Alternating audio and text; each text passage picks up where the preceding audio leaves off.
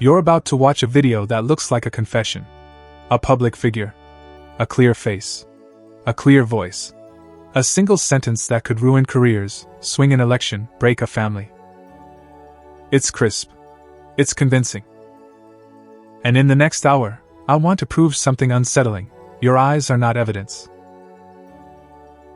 They're a prediction engine wearing the costume of certainty.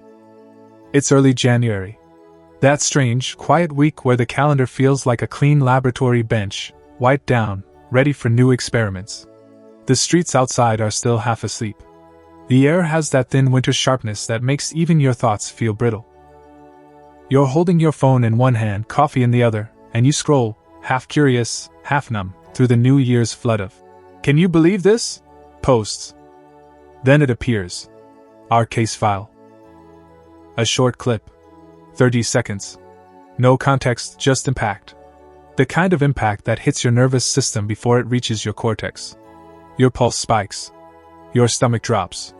You feel that hot, righteous certainty, the emotional physics of outrage.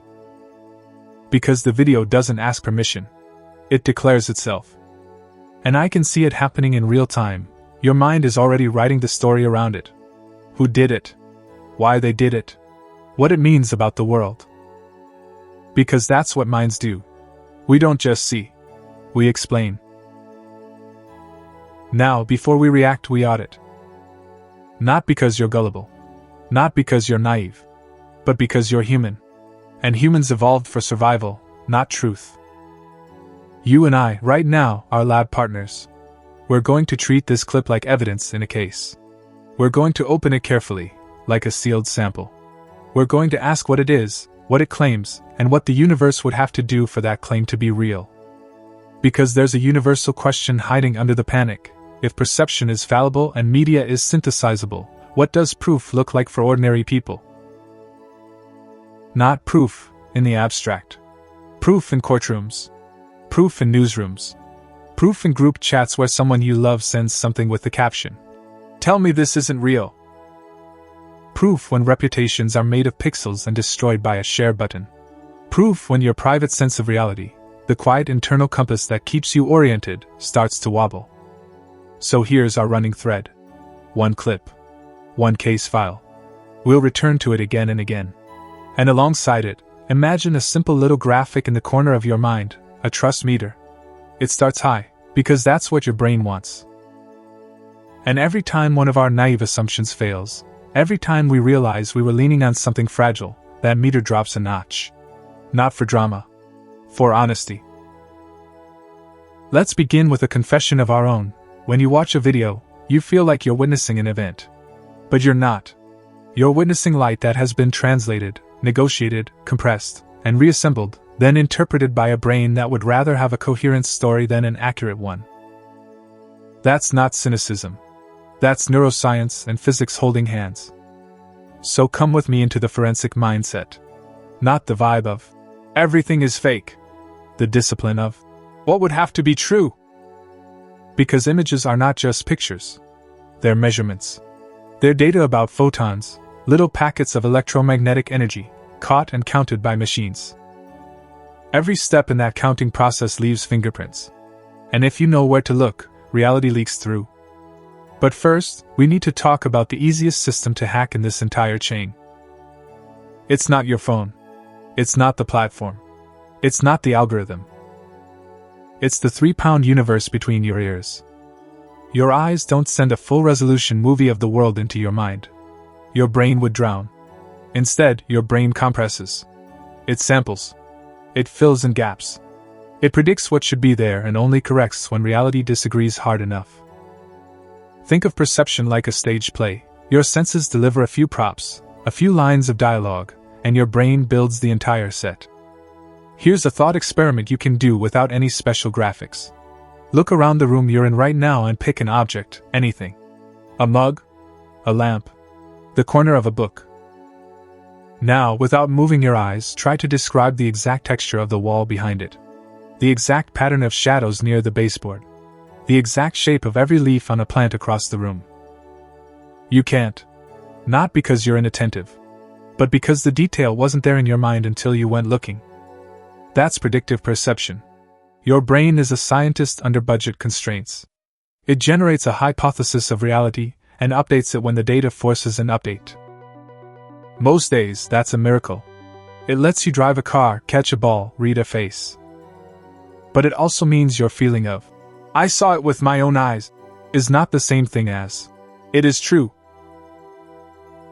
So when a video hits you with high-confidence signals, sharp audio, familiar face, emotional timing, your brain does what it evolved to do. It completes the pattern and locks in the story. That is exactly what modern synthetic media exploits. Now let's talk about the other chain, the physical one. The one outside your skull.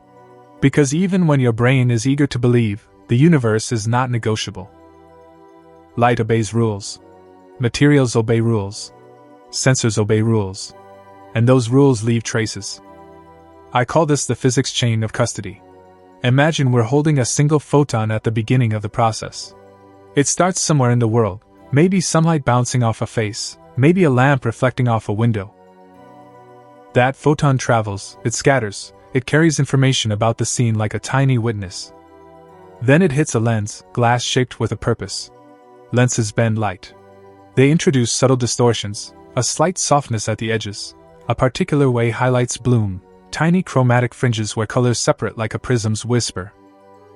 Then the light hits the sensor, silicon with millions of little wells counting photons like rain barrels in a storm.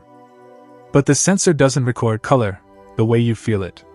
It records raw intensity through a filter mosaic, little red, green, and blue gates.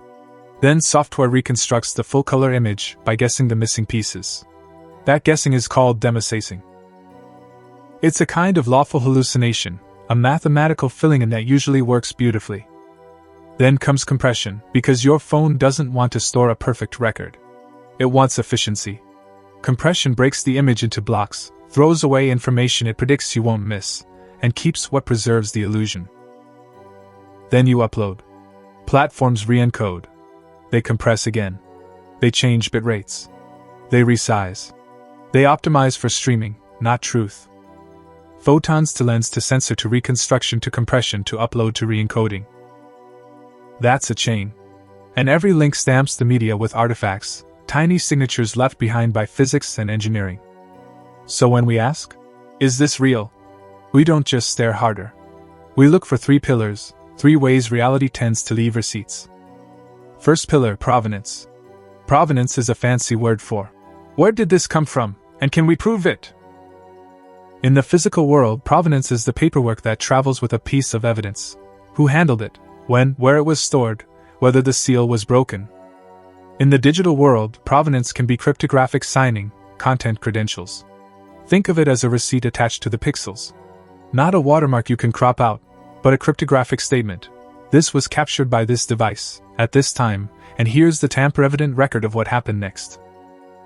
Systems like C2PA are trying to make that normal, a standard way for cameras and apps to say, here's the history. Second pillar, physics consistency. This is the universe's stubbornness. Lighting direction. Shadows. Reflections. Motion blur. Rolling shutter wobble. Depth cues. Anatomy constraints. The world is full of rules we don't consciously calculate, but cameras record them mercilessly. Third pillar, statistical fingerprints. If physics is the universe's signature, statistics are the machine's accent. Sensors have quirks, pattern noise that is like a faint grain unique to that hardware. Compression has habits, block artifacts that repeat with a certain rhythm. Generative models have textures, subtle regularities that can be detected, like brush strokes on a forged painting. Machines can imitate, but they often leave a dialect. Now let's bring our case file into the lab. I want you to feel the moment with me. We're not in an abstract lecture. We're in a room with dimmed lights, a monitor glowing, and that slight hum of electronics that always sounds like a question being held in the air. We load the clip. We play it once without analysis, the way most of the world sees it. It lands. It's clean. It's emotionally tuned. It pushes the exact buttons it wants to push. And the trust meter, if we're honest, stays high, because nothing in your everyday life trains you to doubt a moving image that looks like this. So we start with pillar 1, provenance. Where did this come from? The clip was posted by an account with a name you recognize, almost one letter off. The profile picture looks right. The bio looks right. The follower count is plausible.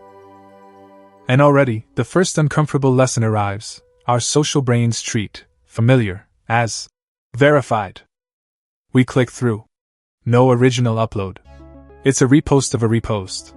The earliest version we can find is a heavily compressed copy, with no metadata, no device signature, no content credentials. The pixels have no receipt. That doesn't mean it's fake. It means it's unsupported. And unsupported claims, no matter how vivid, shouldn't be allowed to move money, votes, or reputations. Trust meter drops a notch. So we go to Pillar 2, physics consistency. This is where the universe gets a chance to testify. We freeze frame the face. We zoom into the eyes because eyes are little mirrors. Catch lights, the tiny reflections of light sources, should be consistent with the room. In a real scene, if there's a soft box at camera left, both eyes usually show a similar highlight shape and position, distorted by the curvature of the cornea. Shadows under the brows should fall with a gradient that matches the light direction. In our clip, the catch lights are almost right. The shadow is almost right. That almost is the hardest part, because almost is where humans surrender. But physics doesn't do almost. It does specific. We check the lighting across frames. Real light interacts with skin in a stable way, pores, tiny specular highlights, the way cheeks roll from bright to dim. Synthetic video sometimes fumbles this micro-consistency, especially when the head turns or the mouth moves. We watch the mouth's shape, the teeth edges, the tongue motion. We look for jitter in the lip boundary, a subtle shimmering where the generator struggles. But this is a modern fake, or a modern camera, or both. Nothing screams. Nothing waves a red flag like a cartoon glitch. The trust meter holds. For a second, you feel that pit open in your stomach. Because this is the edge of understanding what happens when the fake is good. We slow down here on purpose. Listen to what your mind is doing right now. It wants a simple outcome. Real or fake. Guilty or innocent. Safe or unsafe. But the modern information world doesn't give us that comfort. It gives us gradients. We run the rolling shutter check. Rolling shutter is the strange effect you get because many sensors don't capture the whole frame at once. They scan line by line, like a printer reading reality. Fast motion bends straight lines. It makes certain distortions predictable. In real handheld footage, you can often see tiny rolling shutter signatures in motion. Our clip shows motion that could fit. Could. Again, could is not. Did. So we go to audio. Pillar 2, but through sound. Close your eyes for a moment, and imagine clapping your hands in a cathedral versus in a closet full of coats. The sound carries the room inside it. That room signature is called an impulse response. It's like the acoustic fingerprint of a space, the way echoes decay, the way certain frequencies bloom. A voice recorded in one room and pasted into another often feels wrong, even if you can't name why. We analyze the audio. The voice is clear. Maybe too clear. The room tone, the background hiss, the subtle air of the space, doesn't change the way it should when the speaker turns their head. We compare the consonants to the reverberation tail. The consonants are razor sharp, the space is vague. Still, not definitive. A good editor can clean audio. A good mic can isolate voice. Trust meter drops another notch, not because we've proven anything, but because the universe isn't giving us the effortless confirmation our emotions demanded. Now Pillar 3, statistical fingerprints. This is where it gets weirdly intimate. Cameras have sensor pattern noise, PRNU. It's like each sensor has a faint, invisible freckle pattern. If you have enough reference images from the same camera, you can sometimes match that pattern to attribute a video to a specific device. It's not magic, it's manufacturing imperfections becoming identity. But we don't have the original. We have a copy. Compression and re-encoding wash away the freckles. Then we look at compression artifacts. Platforms love to compress in blocks, little squares that share information.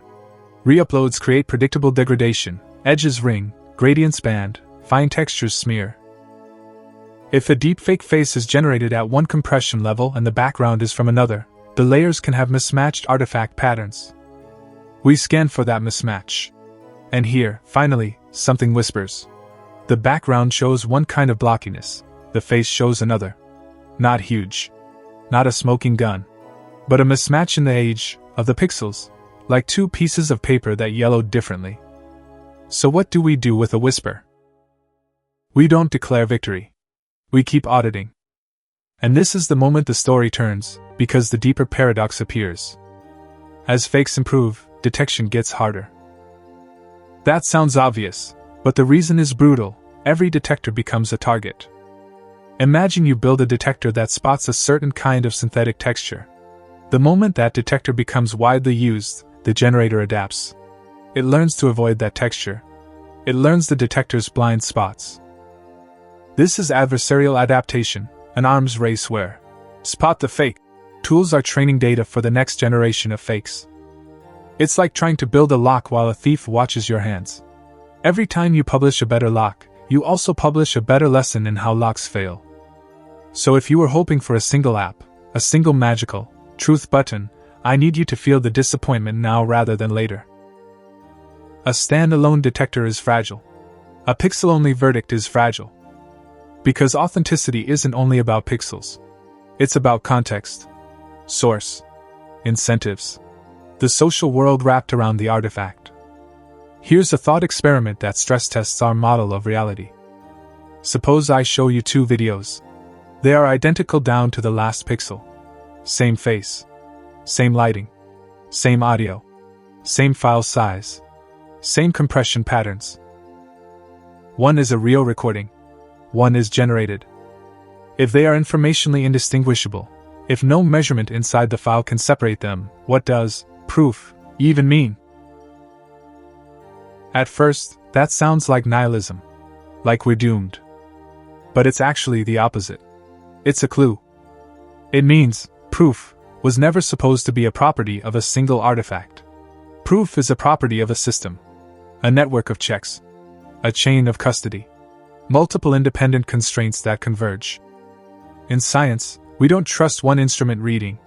We calibrate. We replicate. We look for cross-consistency. In courts, we don't convict on a single uncorroborated claim. We seek corroboration, motive, opportunity, chain of custody. We need that same maturity for media. And this is the eureka moment, the shift that feels like your mind stepping onto more solid ground. The future of truth is not better eyes. It's better infrastructure. We need reality to come with receipts, the way finance does. Because nobody serious says, I saw the money, therefore it moved. They ask for ledgers. They ask for signatures. They ask for audit trails. They know that looking is not verifying. So we go back to our case file with a combined approach. Not to detect the fake, like it's a party trick, but to test the claim like it's a scientific hypothesis. First, provenance again, but deeper. We search for the earliest appearance across platforms. We use timestamps. We look for the first account that posted it, and whether that account has a history, whether it's a real human or a recent fabrication. We check whether any reputable outlet has published the full uncut footage. And then we find something that changes the whole geometry of the story, a longer version. Not 30 seconds, but 3 minutes. Posted earlier. From a different angle. Different audio quality. Different cropping. In that longer version, the sentence is there, but the context around it is not what the viral clip implied. The words are part of a quote being read, not a confession being made. The timing of the mouth movements in the viral clip matches, until it doesn't. The viral version trimmed the framing, tightened the pauses, and swapped a crucial clause. Now we cross-check physics. In the longer version, the room's acoustics are clearer. The voice has an echo that matches the visible space. When the speaker turns their head, the high frequencies drop slightly, exactly as a real microphone placement would produce. The catchlights now match a window visible in the corner of the frame. The shadows behave. Then we compare compression histories. The longer clip has a consistent artifact pattern across face and background, like the whole image lived the same life. The viral clip has that mismatch we noticed earlier, amplified by re-uploads. The face region shows signs of being processed separately. Now the trust meter doesn't just drop, it transforms. Because we're no longer asking, "Do I feel convinced?" We're asking, "Does the universe, plus the chain of custody, support this claim?" And when we do that, the clip collapses. Not because we suddenly see the fake with superhero vision, but because the story the clip is trying to tell cannot survive contact with corroboration. That's the deepest lesson here. Deception doesn't always win by being perfect. It wins by being lonely. A single artifact, isolated from its context, is easy to weaponize. But a claim that must pass through multiple independent checkpoints, provenance, physics, corroboration, becomes expensive to fake. That's the lever we can pull. Not to guarantee truth, but to raise the cost of lies. So let's land this in your life, because this isn't just an internet problem. It's a human orientation problem. Human perception was never designed to be evidence. It was designed to be fast. Your ancestors didn't need to know the precise wavelength distribution of moonlight on a predator's fur. They needed to decide, run or don't run. The modern world upgraded the consequences without upgrading our senses. Today, a video can trigger mobs, markets, and military decisions. It can be introduced as evidence in court.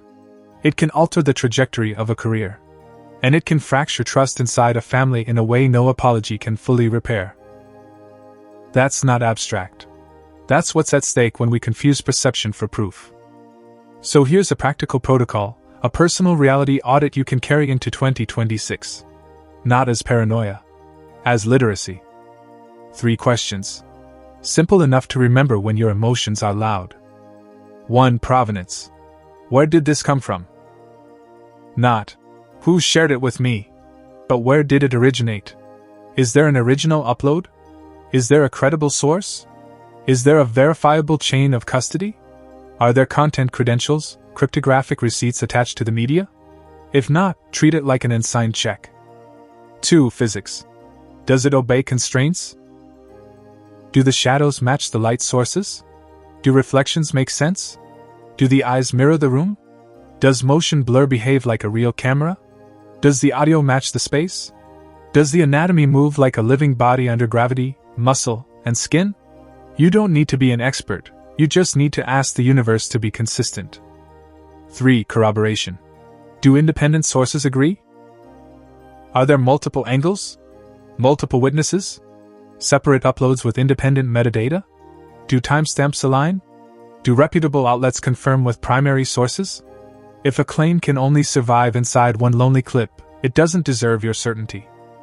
Now zoom back out with me. Courts, journalism, science, and democracy itself are all built on standards of evidence. And we're entering a world where those standards must evolve. Not to kill creativity. Not to ban synthetic media.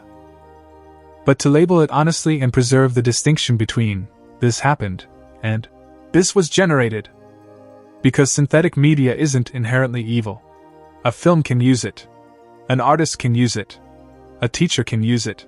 But society needs a shared grammar for what is documentary and what is fabrication, just like we have nutrition labels and financial disclosures. And that returns us to the New Year feeling we started with. A clean slate doesn't mean a naive slate. It means a deliberate one.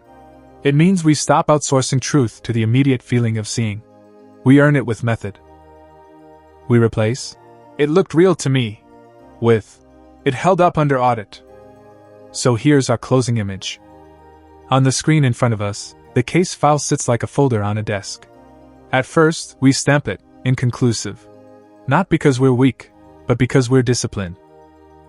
Then, after provenance checks and cross-source corroboration, after physics consistency and compression history align, we stamp it again, resolved.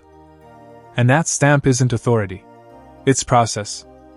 Synthesis, in one breath. Your eyes are an extraordinary survival tool, but they are not a courtroom. In a world where pixels can be forged, truth can't be extracted from a single artifact by willpower. It has to be supported by receipts, constraints, and independent confirmation. Now a contemplative takeaway, one to carry into your own life. Tonight, when you look at a photo you love, someone you miss, a moment you never want to lose. Ask yourself, what makes it real to you? The pixels? Or the web of context around it?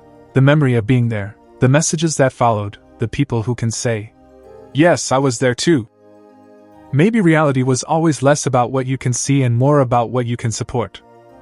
And the next great question, the one that opens the next door. If time-stamped, cryptographically signed reality becomes normal, who gets to issue those receipts? If you want to keep going, click the video on the end screen, because it takes this same audit mindset and pushes it into the next frontier. And if you want more investigations like this, subscribe, not for hot takes, but for methods you can reuse the next time a clip tries to hijack your certainty. One question for you, and it's easy. What's the last video you almost believed immediately, until something felt off? Describe the something. I want to build a map of human intuition with you, comment by comment.